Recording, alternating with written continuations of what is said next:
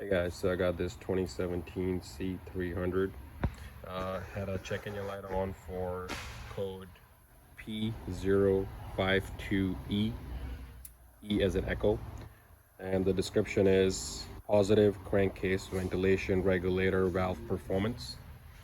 It's a pretty common issue in these cars. It's just the PCV valve basically that's built inside a big hose assembly.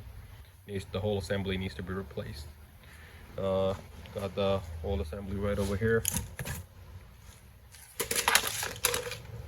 The hose, it's got a couple of sensors built on it, and this is the main culprit right over here. Parts available from Mercedes. Part number is Alpha 274-090-560080.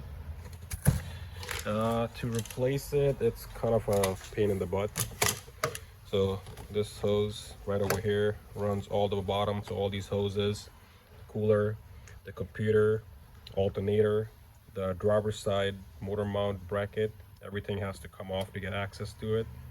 So good luck. There's a lot of videos online that show you detailed, but not that many show what the problem is when the fault code comes up.